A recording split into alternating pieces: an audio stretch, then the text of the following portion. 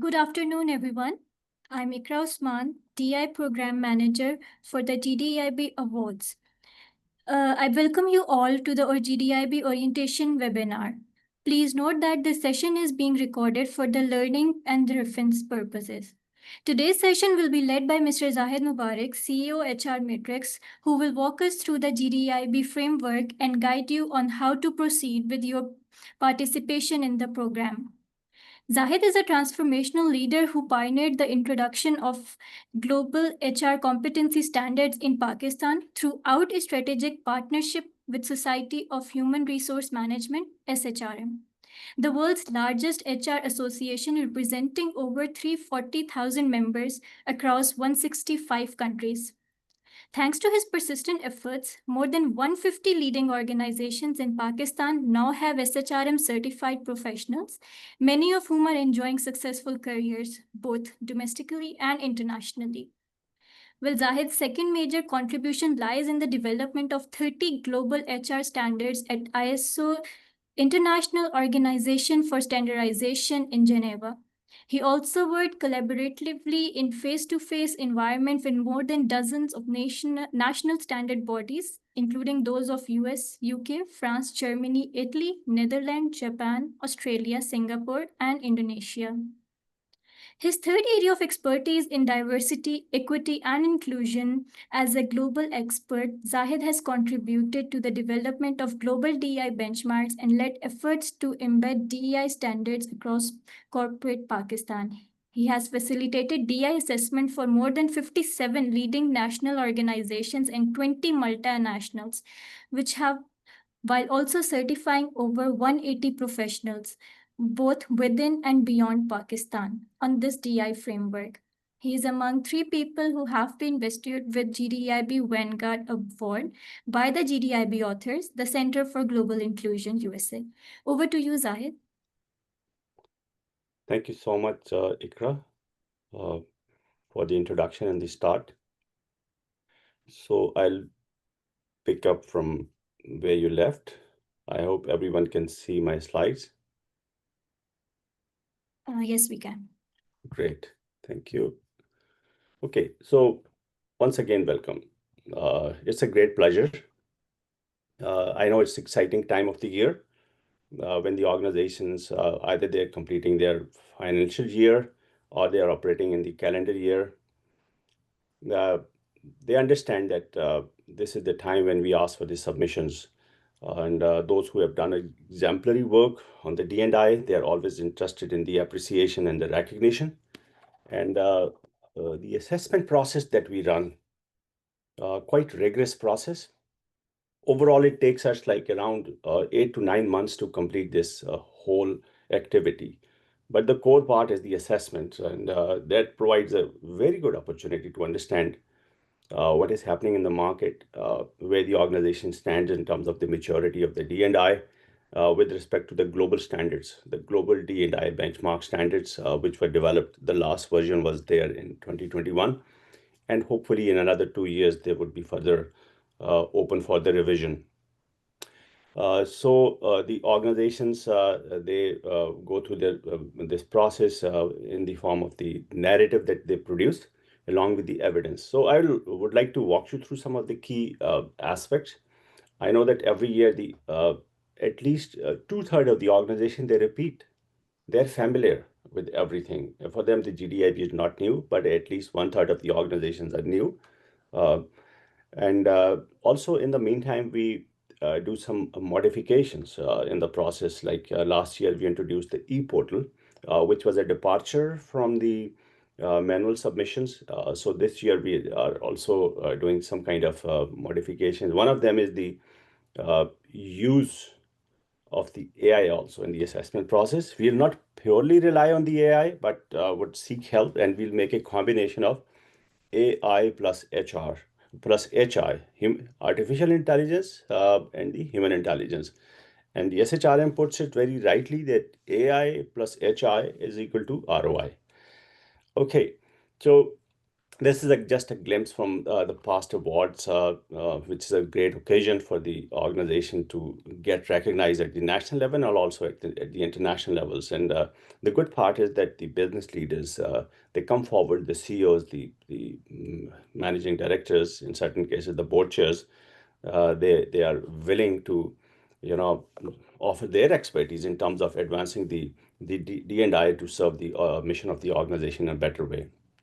So, uh, just before getting into the process, just a quick overview regarding the overall mission that we follow, uh, the vision that we chase at our company. So, HR Metrics is in a absolutely non-traditional HR stuff. We don't do that day-to-day kind of HR services provision. We are only in the three domains: the HR analytics, which is a very strong framework to connect the human capital performance and draw the linkages with the organization performance in a very measurable way. And in order to do that, we, as Ikra has mentioned, that we have contributed toward the development of the global HR standards. One of them is the ISO 30414, which is a very popular standard worldwide for the human capital disclosure. And at the operational level also, we have the programs for the enablement of the HR people so that they can demonstrate their impact in a more measurable term. In order to do that, there's a certain set of competency which are required in terms of behaviors and the functional expertise. So SHRM has a strong forte.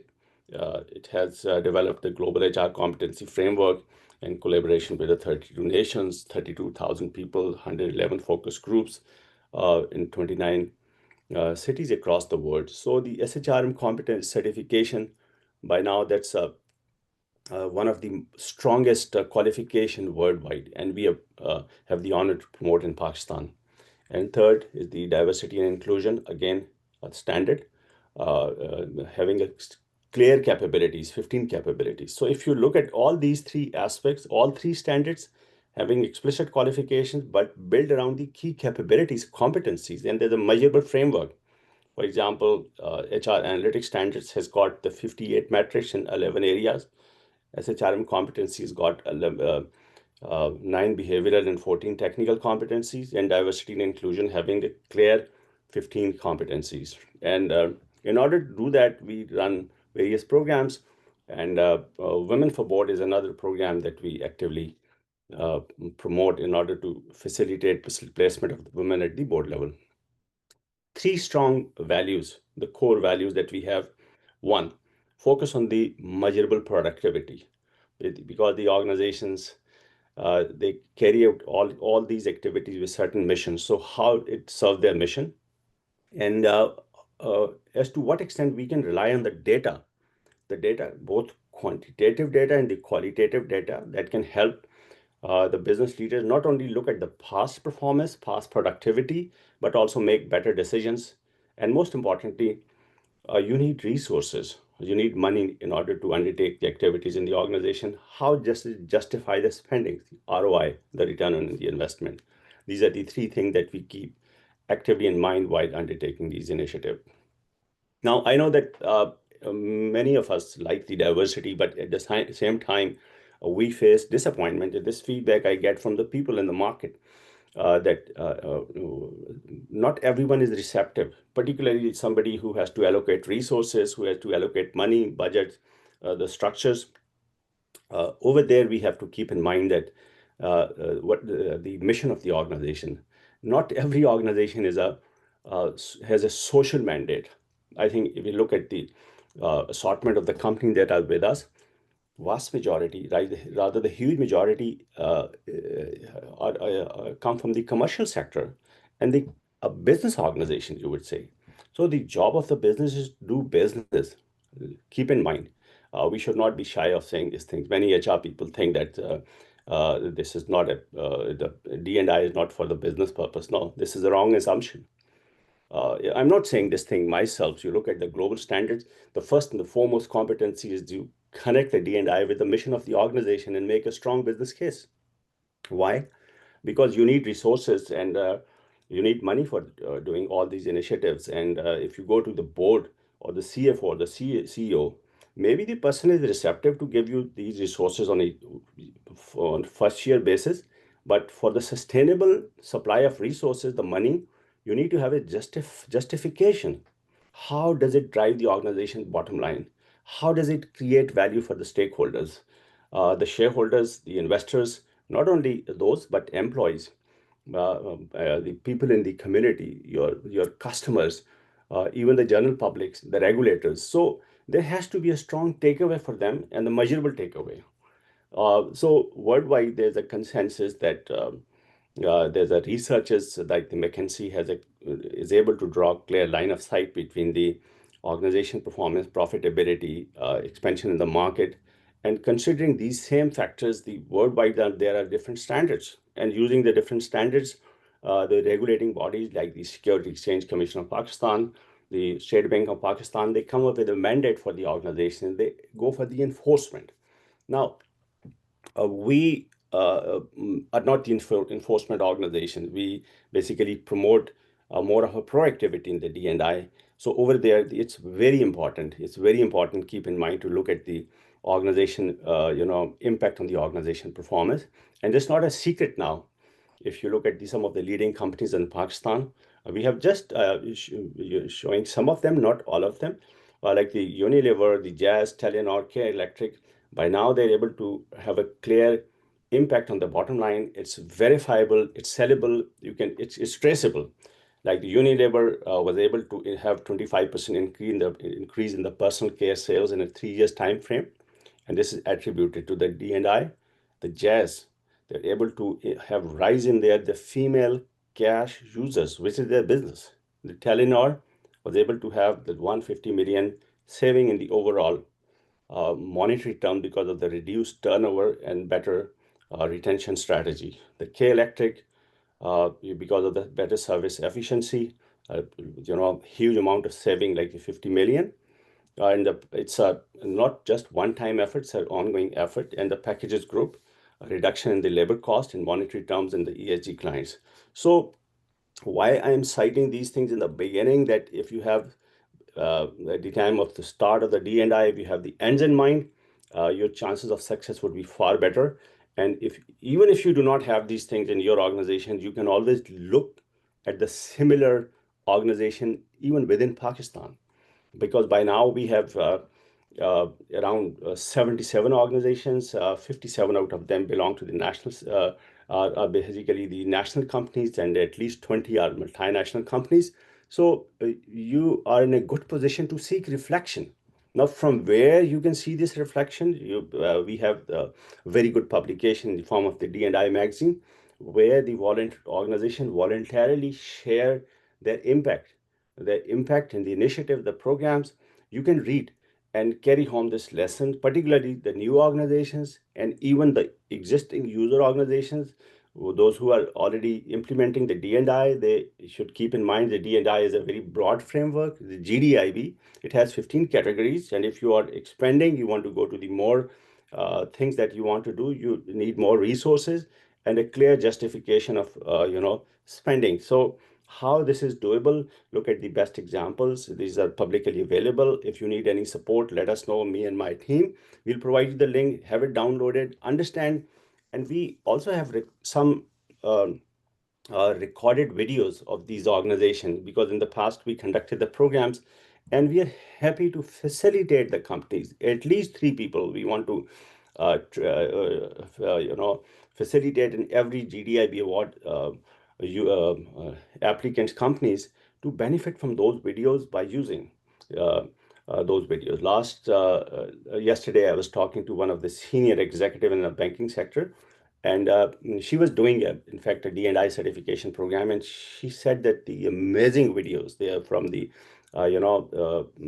practitioner organizations who do exemplary work. So seek benefit from the resources, and then you can take it forward, because the D&I is not the GDIB for not just for the organization. This When the organization benefits, the things cascade down. You're able to leverage the organization performance. You create more opportunities for yourself as a chain maker.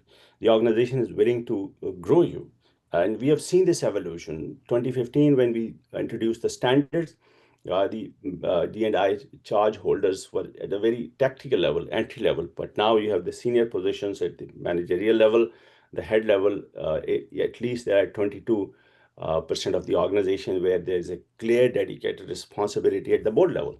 So the bar is rising. It's up to you how you're able to make use of it. Within the country, there's I think, a clear, we can say, the usage of the GDEIB standards across almost all the major sectors. I won't say all the sectors, but all the major sectors, and their organizations. So you can seek reflection from them. Predominantly, the organization, at least 20% of them, they are from the service industry, and that to the banking and finance. These are some of the statistics of the past that I want to share with you so that you are able to understand the overall context before then we go to the GDIB architecture, and then is the briefing about the how do you conduct the gap analysis in your organization by using some of the tools. So in the past, some of the organizations who do exemplary work, and they stand high on rating of the assessment. So this is their history of the organizations, and every year we see a certain change in the number of the user of the organization. So till 2025, at least 46 organizations, we could see the usage of the GDIB in the form of the submission that they had. That's the only indicator with us. And another factor is that once the organization go for the awards, there's a fair process of assessment. The assessments is a good opportunity to understand how many of them they meet the benchmarks. So like last year, 326 applied, at least 290 out of them category was approved for the awards. So not all of them. This is an important factor. We want to have this appreciation for you, but that's the beauty of the process, is that we have to make it credible. And for credibility, we use the qualified resources to assess. So don't get upset with it, because at the time of announcement of the award, people become emotional that we haven't got the award. Yeah, award is there, but you understand it. Everybody gets the awards, and the credibility of the awards is lost. So you have to really put in your best, and the best thing to do is that provide a proper narrative, provide the evidence, and I think that's the only way for the show success. Now I come to the overall architecture of the standards. This is one of the, I think, very well-known standards across the world. The key aspects are that's got four main groups: the strategy, the HR management, the business side, which is called external, and then the bridging, which connects everything. So over here, we must remove one fallacy about the D&I. Many people think that D&I is an HR domain. No, that's not the case. Look at the structure of the standard. HR is a part of the D&I. The D&I is not part of the HR. So yes, it has a key role over there in the form of the recruiting, developing, compensating, and rewarding people. But who makes the strategy? It's not the HR. The organization strategy is developed by the top management and approved by the board. Who conducts the business, the external aspects, product, services, marketing, sourcing, corporate social responsibility. And the fourth one is the connections, where you can see everything with respect to the achievement of the organization mission. That's the sustainability, key verifiable indicators. What do you learn from it? How do you communicate to the stakeholders? And most importantly, how do you assess yourself? So there's a need for a involvement of the organization. That's where you can raise your voice to enhance your mandate. Many organizations, relegate or they delegate the HR. That's nice, their choice. They can always do it, but everyone should keep in mind it's much broader than the HR, and HR does not have a control on all the aspects. It has to have a full facilitation from the other function. Another fallacy about the D&I, I am using this word fallacy because many times I see here very senior executives. Yesterday, I was talking to a CHRO, not talking, but on a WhatsApp message, and she was of the view that this year we are going only for the inclusion, not for the gender diversity. Now, keep in mind that there's a clear distinction between the D&I. Usually, people think that bringing women into the workforce is diversity, and bringing disabled people into the workforce is inclusion. No, that's not the case. Keep in mind, we must correct ourselves in the light of the standards, because in many cases, the social sciences are learned through trial and error. Whatever we hear from supervisor, we need to tend to pass on. The diversity is about all the differences and the similarities, the different dimensions, those are there in the organization. It could be in the form of the disability, cultural, the gender, age, ethnicity. There are plenty of other dimensions over there. Not all of them are applicable in every country, but these are the global dimensions. So gender is a form of the diversity. Please note this point and also carry home, tell everyone that bringing this disability is not the inclusion. That's one of the form of the diversity. Inclusion is basically how do you welcome those people and make them successfully integrated in your organization. So somebody said very, I think, a easily understandable sentence that uh, inviting different people to the party is diversity and making everyone dance is the inclusion. So inviting everyone to the party means that you create a heterogeneous groups. What's the heterogeneous groups? It's the opposite to the homogeneous group. In a homogeneous group, you have the people with a similar background, similar gender, similar dress, similar food preferences, but in the heterogeneous, people have a different preferences. Once they join the organization, if you're not able to give them an equal treatment, they look like an aliens. Because in terms of this, their culture, their language, their accents, they are all different kind of preferences that they have. They're not able to integrate and they look like the outsiders. So that's the job of the organization, is to take certain measures to make them fully welcome and valued so that they are assimilated into the culture and they start performing. That's the difference. So I hope this is a good takeaway from this conversation, is that a clear distinction between the D&I. Another aspect, which is usually misunderstood, many organizations feel that D&I is about promoting the equality. It is yes and is no also. Yes, in a way that you can have equality giving the everyone the same treatment at certain level. For example, you are advertising a job and you want to remove the barriers. For example, the job involves more of a cognitive skills. It doesn't involve the usage of the other body parts like the legs. It's not that legs are not required to operate effectively, but it's that there's no involvement in the work. So you can overcome this hardship by providing opportunity to somebody who is intellectual, has more intelligent but handicapped, also by providing a wheelchair or at least allowing a wheelchair. So that's how you taking care of the equality.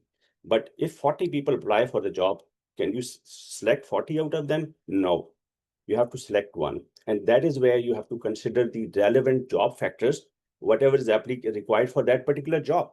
If the cognitive skills, mental ability, some kind of testing, where you focus on those tests and not the demographic features, from where the person belongs, which institution the person belongs, what is the university that the person has gone through, what's the ethnicity, is it male or female?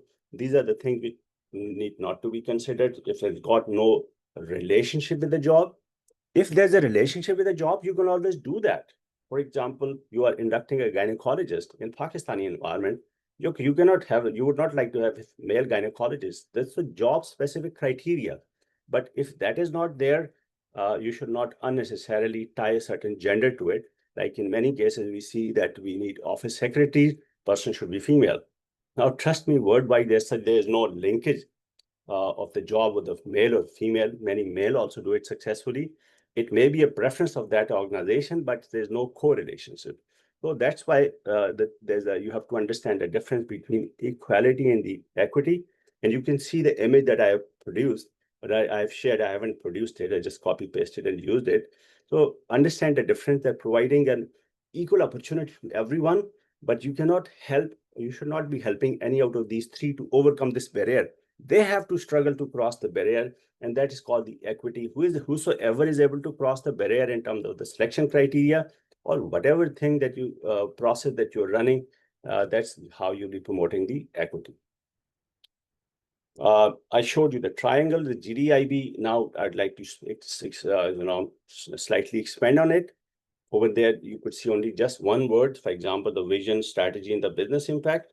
Just one word, but if you look at the complete architecture, you will find a proper narrative for it. And the narrative is that within the strategy, develop a strong rationale for the D&I vision, mission, strategy to achieve and align it to the organizational goals.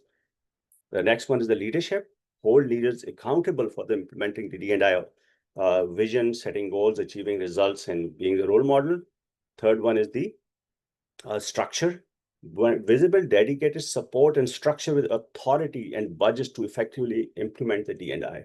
So the fourth components, for all four components, the strategy, the people management, which is the attract and retain, the external, which is the business, including product, services, marketing, and the supplier diversity, which now called the responsible sourcing and the bridging. All these four things need to be done in a more integrated way. And that's how you are in a better position to achieve the diversity, to achieve the mission of the organization. Now, although we encourage organization to use the categories whatever they prefer. For example, an organization wants to go for a vision or the leadership or the structure, they can go for it. But keep in mind that unless you are not able to use the holistic framework, the return is hard to achieve, because just like using a vehicle, the vehicle has got different components, the mechanical component, the body part, the electric part. So unless everything is not in order, unless everything is not there, and unless there's a harmony between everything that operates, the vehicle is not going to perform. So same is the case with the structure. Now, my colleague is going to give you more details about the architecture of the standards and how you can, analyze the gap to determine where do you stand and where the organization wants to go. Primarily, the gap assessment is at 5 level. The gaps are at 5 level. The level one, which is called the entry level, which means the organization is not doing anything on the D&I. And the level two is that, yes, you are doing certain D&I program, but primarily to meet regulatory requirement, the government requirement, or the state bank or the SCCP. That's nice. But that means that you haven't bought this thing and you are just doing because of the pressure that you have to do it. So you don't have a choice. When you go beyond that, see a value in it, and over and above the compliances, you do some of the things in the that's called the proactive stage. So our awards are only applicable to 3 stages: proactive, progressive, and the best practices. They're not meant for level one and level two. And then the fourth level is the progressive. Now, what's the distinction between the proactive and the progressive is that in proactive, you have started doing something, it's an early stage, you haven't seen the results. And by the time you see the results of what you wanted to achieve, that's called the progressive stage. And there's no end to improvements. If you keep on improving, you have the known in the industry for the exemplary practices. For example, I have cited some of the names of the organization. They're publicly available.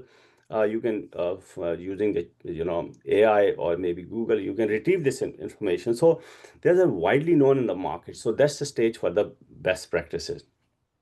Whenever we talk about the GDEIB, we always consider it's important to give credit to the authors. The three people, Nene Mulefi from South Africa, Julie Umera, who has been my mentor, and she is based in USA, and Alan Richter also, he is based in the USA.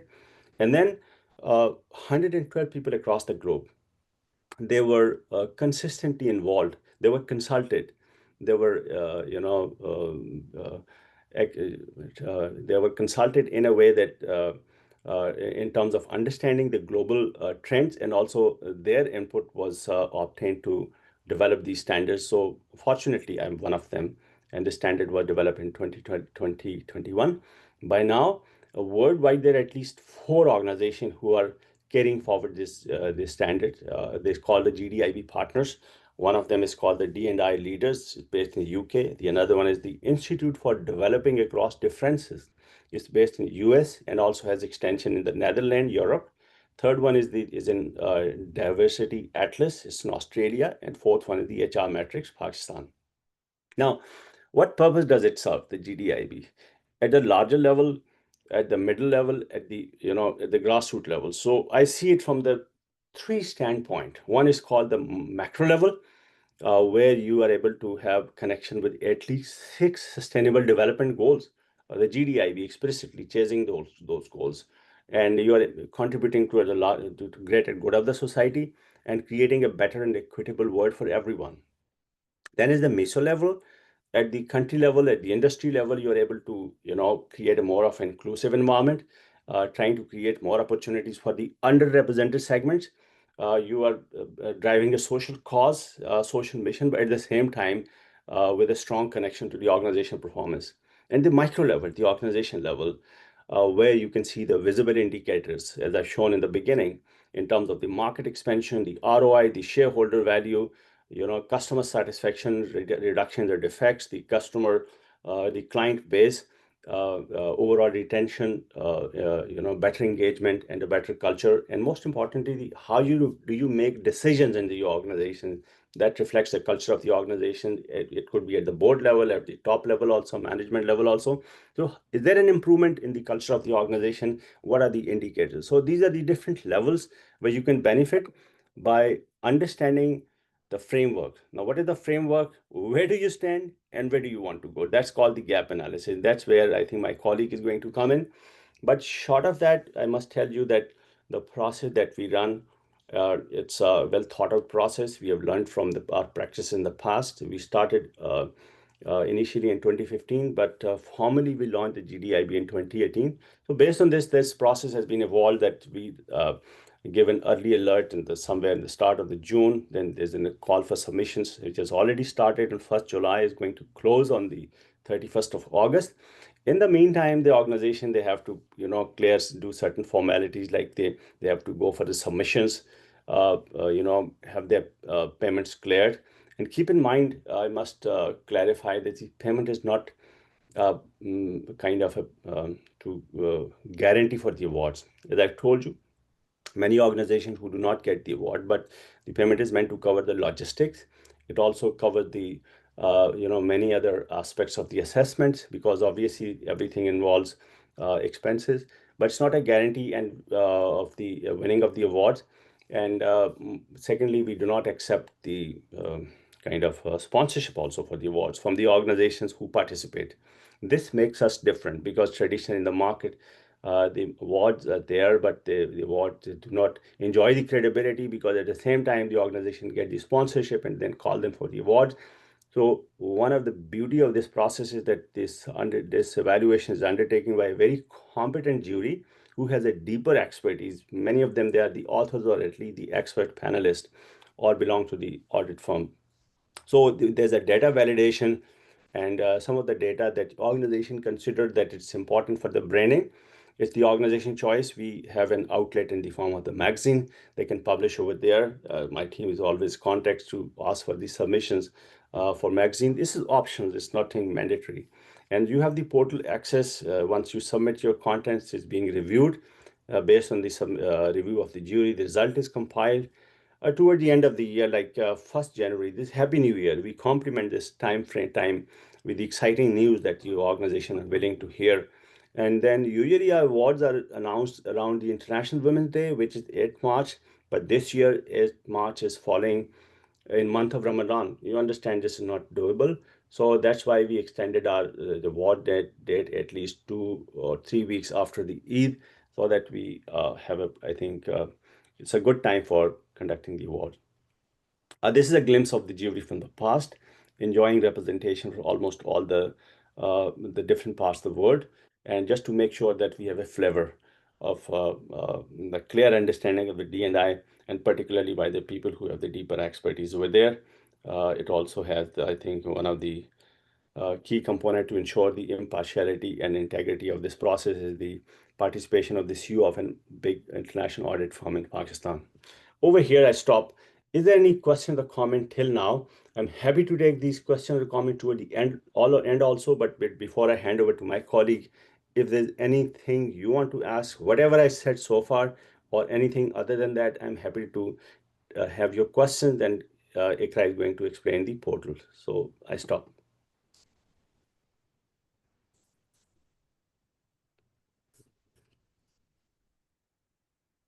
Was it useful? Anyone, please overcome the silence. Have your thoughts in the chat box, or you may like to say something. Nasser, are you comfortable? Yes sir, very Great. Comfortable और बड़ा clearly आपने इसको explain किया है। Hmm. मेरे कुछ questions थे लेकिन इसके अंदर ही कवर हो गए। इनफैक्ट मैं ये पूछना चाह रही थी कि ये चूंकि ग्लोबल बेंचमार्क्स हैं तो हम इसको पाकिस्तान के साथ कैसे रिलेट करते हैं। बट आपने थोड़ा सा हमें बता दिया कि जब इसकी इवैल्यूएशन होती है तो आप उस चीज को बहुत ज्यादा देख रहे होते हैं इस चीज को. So, thanks for asking question. One, that itself is a global standard.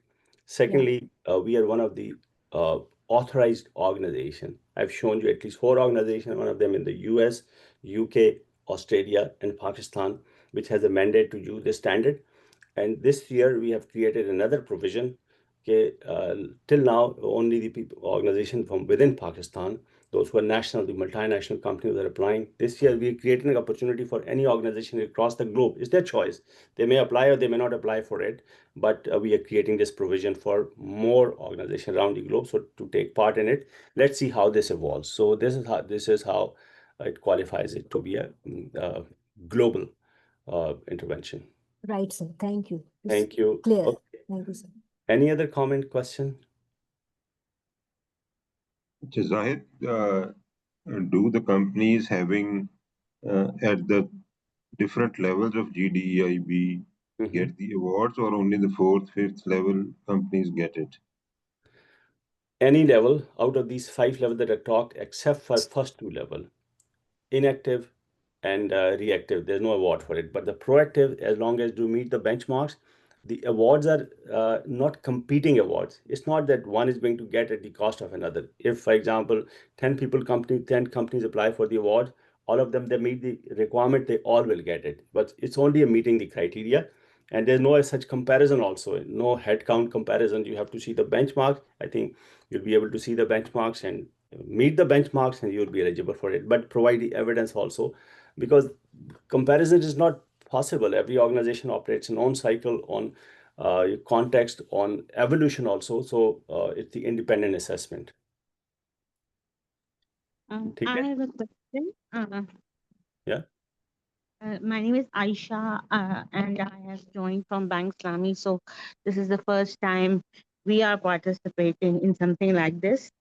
So my question was like that: if when we go through this entire assessment and this benchmarking procedure, and if it's found that we are a reactive organization, so do we get some assistance to become a proactive member and then progress and become a best practice with time? Okay, thank you for asking.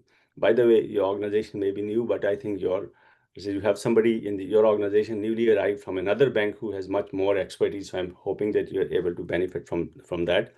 Okay, I would not like to name the mention of the person, not like to mention the name. The thing is that uh, first of all, conduct this evaluation within the organization by using the tool that we provide, and there's a toolkit for it. If you're at the level 1 or 2, I would suggest do not apply for the awards, right? For the reason that there's no award for the level category 1 and 2. And keep in mind that award is just a proxy of what you're doing. You do not, no organization would like to undertake the activity for the sake of award. Primarily, they have to bring their work forward, whatever they're doing, whatever they're already done in the organization. So first of all, focus on the things that are realistically important with respect to the global D&I standards and how they can drive the mission of the organization. And if you think you're at a maturity level 3, 4, or 5, at least 3, there are organizations who get the like the proactive award. Not very few, but quite many. And second factor is that even the organization that I've shown you, like the most leading organizations, if you look at the history, they didn't start with this perfection. They were at the very early entry level 4 to 5 years ago.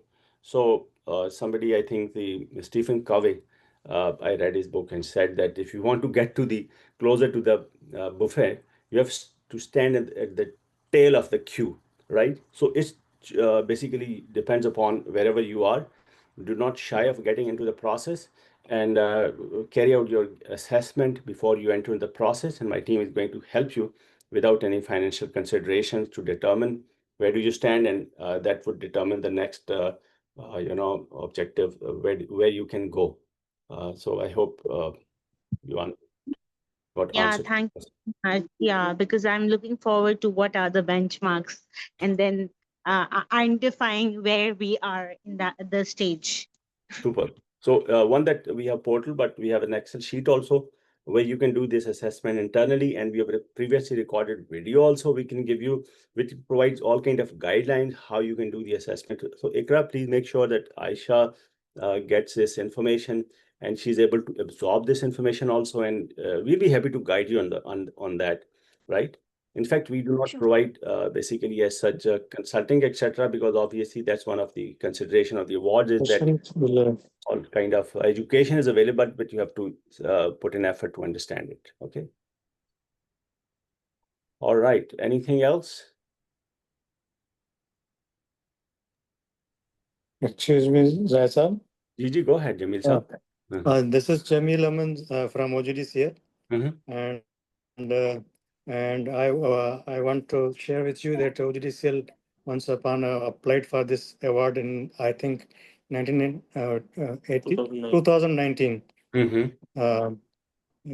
Now we are intended to apply for certain categories. So will you please share with us these toolkits so that we can first assess ourselves that we are at what level, and can you please share with us the benchmarks which are to be followed for this award process? We will do it. Happy to do it. I think I had a brief conversation with not conversation, but communication with your chairman, and he seemed quite excited that the organization should be able to participate in the award. And I think your chairman is quite proactive and more, strong proponent of the D&I. So happy to facilitate you. Thank you. Thank you.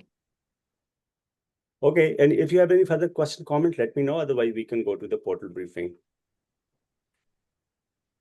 I had a question. So I just wanted to ask that, like, how do we convince there are certain management, like people that do not really feel the need for D&I, even though it's all over around the world. So how do we convince the management? I mean, these facts and figures are there, but even then they're just not interested, and maybe they're not ready to start thinking like that. Yeah, I agree. This kind of stereotyping or biasness, is that conscious or the conscious biasness is always there. I think most important strategy is to understand what is in it for them, right? Like the line managers mainly interested in how their team can perform better, how they can help them achieve their objectives, right? In terms of the retention of the high performers, in terms of improving the culture of their teams, in terms of having a better satisfaction level, in terms of improving their productivity. This is the aspiration of every line manager. And keep in mind that this resistance is inherent. There's nothing new. I remember a situation when I was serving in a banking sector. So I was working on the people analytics. At some point of time, I needed a data of the people to understand the linkage of the training with the organization financial performance. And when I asked for the data of the branches, the business data, what was the answer of the commercial manager at the national level? He asked, "You are an HR guy. Why do you need a business data?" And I was upset with this answer, but I had to, really come up with a logical answer. So I had to convince him that I need this data to improve, to contribute toward the improvement of the branch managers' performance. And if their performance is uplifted, the performance of the national commercial manager is going to be enhanced, because his KPI was to, enhance the business, develop the business. So you have to create an arguments, and that's why I said that make use of some of the repository of the content that we have by the various organizations. It will give you good examples. What is the takeaway for the line managers? What the takeaway for the CFO? Which is always, in most cases, it's also hurdle in terms of allocating the resources, because CFO is nothing I think bad in it. The person is accountable to the board for the ROI. So understand the aspiration of the concerned person and avoid the emotions. Use the data, evidences, right? I think that's I would say the recipe for the success.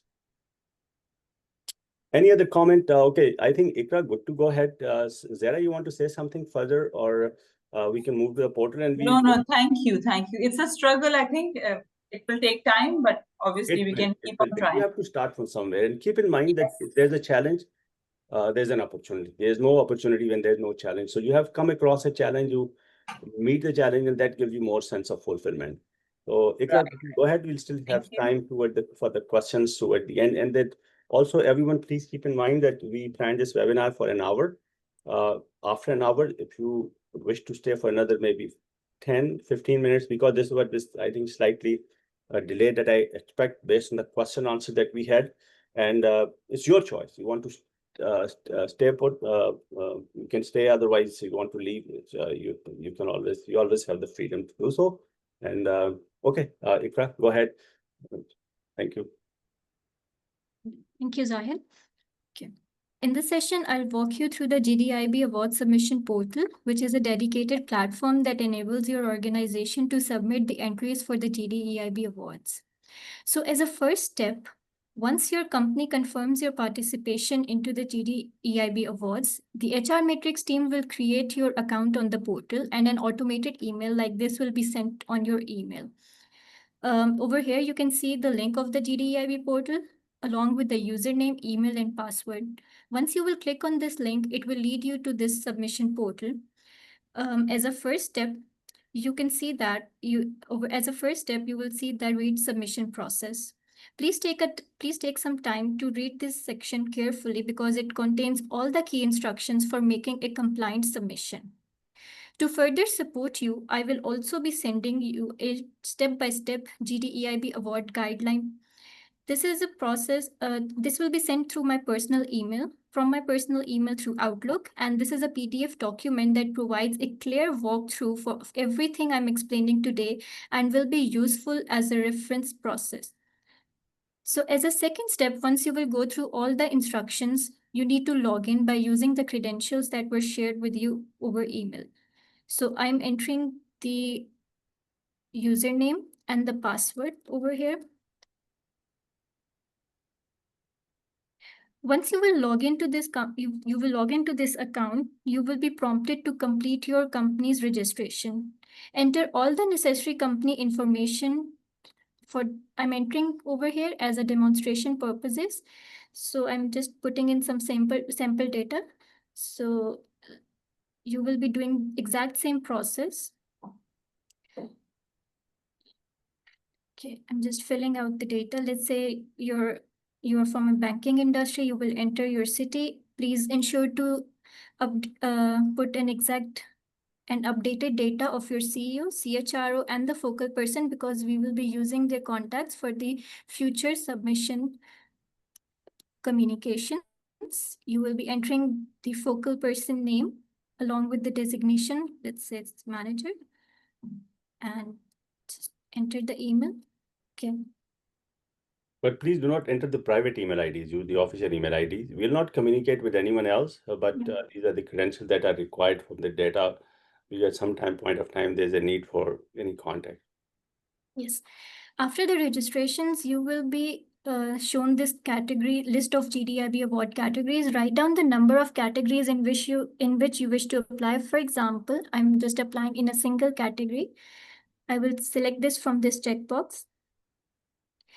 Over here, you will be entering your official number, your landline number, and your mobile number as well. At the end, you need to upload an updated logo. This logo will be used for all the brandings in the certificates, visuals, and souvenirs. So please make sure to have an updated logo. So I'm just adding this logo over here and submit it. Once you have registered your categories, you will see those displayed categories on your dashboard. So since I selected just one category, so I'm going to be applying for this. Once you will select it, you will be able to see 5 levels: the best practice, progressive, proactive, reactive, and inactive. As explained earlier by Zahid, that there is no award for reactive and inactive category. So you need to apply in these 3 levels. Let's suppose that I'm selecting the best practice. Over here, you can see a prompter that you please ensure to comply to more than 50% of the benchmarks in all the relevant fields. For this category, there are 6 benchmarks. So more than 50 means that I need to apply in at least 4 benchmarks. So let's say I'm applying in 1.1. I'll click on this add benchmark. I'm applying in 1.2, 3, and 4 as well to make sure that I comply to 50%.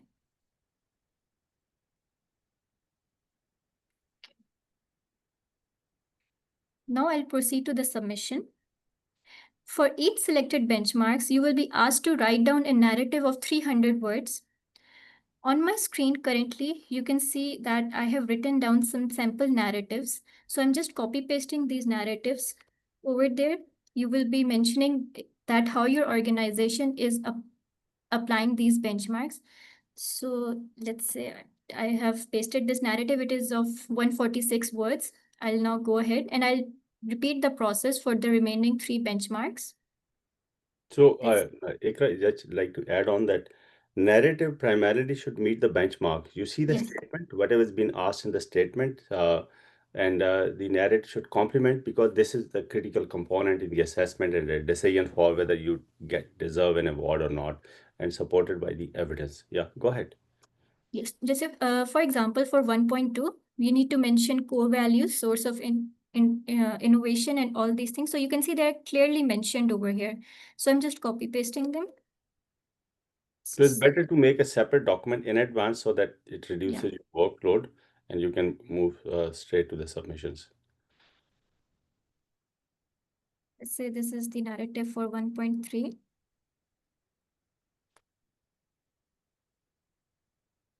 It's of 123 words. Excuse me, Ikra, can you please share us these benchmarks ahead so that we can prepare for that? So we Yes, I'll can share provide this you a copy standard. of the standard, right? Okay. Yes. Right. Thank you. So Ikra, we make sure that every attendee of this meeting should get a copy of the standard and the toolkit for the assessment, okay? That guideline, the video also, and the Excel sheet also. Okay. Okay. After writing the narratives, you will be prompted to upload a consolidated PDF document containing all the evidences for each benchmark. Now I'm showing you a sample document that contains, this is a sample document that I will be uploading over here. Please ensure that each piece of evidence is properly labeled, clearly referencing to the corresponding benchmark for the jury clarity. Here is a sample evidence document showing the title and its structure. So this, for example, if you are submitting multiple evidences for benchmark 1, just write down a proper heading so that jury is able to relate this to the narrative. So Right. I'm up. In this case, I must expand that benchmark is 1.1, and you want to Yes. give 3 evidence. So you have 1.1A, 1.1B, and 1.1C. And if it's a 4 or 5, whatever it be, I think no need to go for so many benchmarks, but at least 2 or 3 would be enough. But solid benchmarks. But there's no limit on being on the upper number of the benchmarks. Okay, now I'll submit it and it will be sent for the verification. You will submit this benchmark for the verification now. Immediately after submitting your category, yes, a pop-up notification will appear that will ask you to submit the content for the DI magazine. If you select the no, it will clearly take you back to the step number 5, where you can view your completed benchmarks. However, if you want to submit some content for the upcoming DI magazine, you will select yes. And after that, a complete guideline process will open, that how you will be doing this submission. So over here, you need to have a 500-word DI impact story, followed by high-resolution pictures of your DI managers, CEOs, CHROs with their exact name and title, followed by multiple supporting images, which will be used during the designing process of the magazine. So again, I'm just putting here some sample data. I'm using this story that was submitted by Jazz, which was one of the inclusive company last year. So I'm just copy pasting. It is available in our last edition magazine as well. So this is, I'm writing, this is the DI impact story that they have submitted. It's of 388 words and the limit is 500 words. After that, you will be filling out all these options. So let's just do this quickly. I'm adding again some sample pictures and titles. Let's just say that This is the picture you want to upload. You will upload the exact names.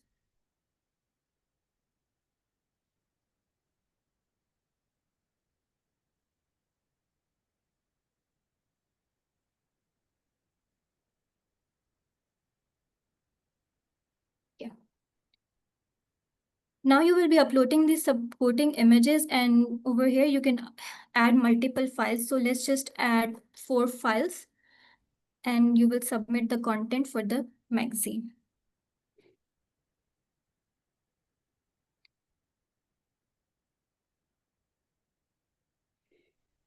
Okay. Now your submission and magazine story will now enter into a review phase, which is managed by the DI manager. You can also see the status, which is pending verification. You can either view your magazine story, or in case you want to edit it, you can simply click here and rewrite the things that you want to. You can refer back to step number 5, where you can view the completed benchmarks. And over here, again, you can edit your submitted benchmarks before 31st of August. You may be asked to edit or resubmit your content when, first of all, if you wish to, or if you would like to wish or update or revise your submission before the deadline, or in case the DI manager finds out that there is a non-compliance, such as incomplete narrative, incorrect format, or missing document. Please remember that this verification from the admin is not guaranteed for an award or will not influence the jury's decision. You will be able to edit and resubmit before 31st of August, and after that, your access to the portal will be closed, and you will be re-granted the access of the portal on 1st of January as a read-only process. A read-only access will be given after the result announcement, where you will be able to see that how jury has marked you. I hope that's all from my side. And if you have any other question, please let me know. Yeah. Super. Any question with regards to the portal before I cover another 2-3 slides, and then we can have another round of question answers? Assalamualaikum. This is Jureya. Can I ask question? Javeri, go ahead. Yeah, I wanted to ask that what is the weightage that you have assigned to the narrative and then to the evidence? Say again, there's some humming in the voice. What is the weightage that you have assigned to the narrative and then to the evidence? For example, say a company has not submitted sufficient evidence while they've only given the narrative, strong narrative. तो आपने क्या उसका कोई weightage assign किया हुआ है क्या 50% weightage जो scoring कर रहे होंगे benchmarking की वो narrative के basis पे for example 50% कर रहे होंगे evidences के basis पे 50% या कुछ और इसका? Again, let me explain you. The benchmarks give the requirement. Okay, for example, say it should be part of the organization strategy, one of the benchmarks that if you're applying for the best practices, that too in the vision category. Now you have to prove that how it's part of the organization strategy, right? So the narrative provides a justification. Okay, we are using in the organization vision, mission, and values. If it is there, right? If it's not there, don't go for that particular benchmark. Don't even go for that level also. And next question is not the question, but the evidence that is required. Where is that? Because the organization vision, mission, values, even the strategic objectives that are written form. So you provide a snapshot of it. It could be a picture, it could be a PDF document, anything that can convince the jury to understand that yes, whatever the person is saying, it is happening in the market. So during this process, there's some data that is coming. For example, you are showing an internal document which also has the confidential information. Just mask, just erase the confidential information, but do not make everything blurred, because if you make everything blurred and provide an extract that's not readable, doesn't make sense. The jury would not going to consider. So provide an evidence to something which can help in substantiating whatever you say. Does it answer your question? Javeri, are you okay? Yes, thank you. Okay, pleasure. Right. Okay, I have a question. I just wanted to ask whether in the narratives, if we are providing numbers with regard to different things which we have done, like we talk about women inclusion, so we can give the growth of number of women accounts, which the has opened because of the inclusion strategy. Right. So would the numbers be of December 2024 or would the numbers be of June 2025? Good question. Ikra, you can stop sharing this. Okay. The thing is that the award is meant for a certain period, and this period starts from the 1st July 2024 to 30th June 2025. Ikra, I hope this time frame is, if you see any deviation, let me know. So this is the time frame.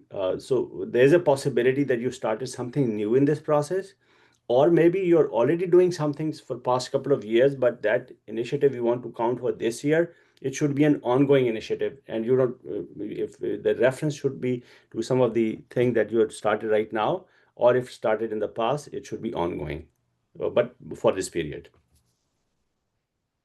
Okay, lovely. Great. Thank you. And this is written in the instructions. The proposal that you get is clearly written over there, this duration. And thank for highlighting and asking this question. Okay, so let's move to the closure part of it, and we are happy to have more question answered offline as well. We are readily available anytime you need any service. So some of the things based on our past experience that what you should consider, because many organizations who have a serious intent to do the D&I, they have submission, but if they get disappointed when they see the results, and this is basically, these are the controllable factors. So what we recommend that you comply with the submission instructions. And for example, submission instruction is that it more than 50% benchmarks. And what is more than 50? If there are 4 benchmarks in a certain level, at least 3. If there are 6, at least 4. And ideally, it's not a requirement, but it's preferred to have 1 extra benchmark, because in certain cases, 1 benchmark is because the weak submission content or the narrative is not acceptable. You have at least 1, something cushion. With you, 1 extra benchmark is preferred, but not a requirement. Proper disclosure is important, and in every benchmark there's certain area of emphasis. For example, you give the same example of it, that you are talking about the transparency, that the organization promotes transparency in the overall D&I. So what is the evidence of transparency? Have you disclosed the things on your website, on your annual report, or any other narrative where the internal and external people are able to see to it? So the benchmark has got certain keywords. And so see the keywords. Wherever you have any question or the confusion, let us know. We'll be able to help you. But for identifying the focus of every benchmark is important, right? Providing sufficient and relevant evidence, as already emphasizes, share a real meaningful initiative, not just the surface level activities. Surface level activities are acceptable at the proactive level. But as I said, whatever you apply, understand the requirement. Whatever is the requirement given the benchmarks, just meet that and you will qualify for that. Demonstrate actual impact backed by the measurable results. Structuring the submission in a logical and easy way, follow the order and the manner, ensure alignment between narrative and supporting evidences. This has already been cited by myself and my colleague, but we want to emphasize the common mistakes are that organization do not, in certain cases, provide the data or mask the data.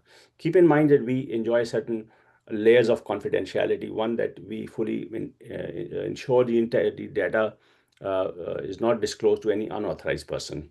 And if you're comfortable in signing a non-disclosure agreement, if we have, this is your requirement, we are happy to sign it.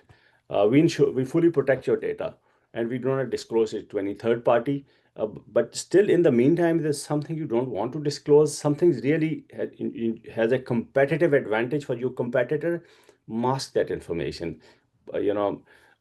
Just make it blurred, or obliterate that information, but do it in a way that it does not distort the sense of the complete information. Otherwise, jury is not going to believe that. Understand the benchmarks, understand the narrative, evidence, etc. All these points already highlighted. And if the evidence is there but not in order, for example, you have to put the 1.1 bench evidence in front of the 1.5, so jury would not have the time. Keep in mind, this is not an audit. This is a validation mechanism where whatever you produce, jury is going to look into it. They're not going to ask for the more evidence because they're dispersed. They're in different parts of the zone. They're different time zone. So they'll not ask for the more information. yes, our team is going to ask for any missing information, that too for your facilitation. And we are not under the obligation to look for something missing, because if we do it, everything for you, the awards are going to lose their objectivity. The responses are sometimes too generic, and or there's a lack of data, so that I think can have a disadvantage for you. There's a certain key takeaways at the end of the award, the huge level of huge recognition in the form of the communication, that the press release at the national levels in the leading newspaper and the international newsletters, where this messaging you can also put in your annual report, ESG reports website, to communicate to all the stakeholders, because now is the time for the stakeholder capitalism, and everybody wants to understand it. It improves your brand image, and you have become a preferred employer, and even investors, the shareholders, regulators, they see your company with a different lens once you act as a responsible company in the market. And it gives you a global publicity because of these press releases, blogs, newsletters. And we hold this ceremony usually in Karachi. It's one of the the distinguished persons invited for the chief guest, and we invite the CEO, the board members, the CHRO, the D&I managers, where you're able to have a conversation, and it's led by the winner organization, and it's a good networking opportunity also. So if you want to bring more delegates from your organization, there's certainly a discounted fee for the more participation, because we have a limited a number of the headcount that we can accommodate in this event. And the Workforce Tomorrow magazine is also published around that, before that, but distributed. And let us know if you need additional number of the copies. I think ICRA, please mark this thing. This year, many organizations, they want to have this edition copies of the magazine. They want to send to their customers or their any other potential touch points of the customer. They want to place it over there. And we also engage I think, certain media in a way that your videos are recorded, and then we can relate on our social media. A huge client base that we have, followers base, in fact, more than like now around 37 to 38,000 people. And as I said in the beginning, we can help you in training at least 2 to 3 people on the videos, the content of the organization, having the real life examples, focusing on the how part of it. The standard focuses on the what part of it. The videos provide focus on the how part of it, and you can benefit from it if your organization is a applicant in the GDEIB awards. So I stop. Thank you so much. If there's something that's not been discussed, feel free to ask it. And Ikra, you can stop recording. Let us know still if you have any question, comment, or at least let me know what is something new for you. And in the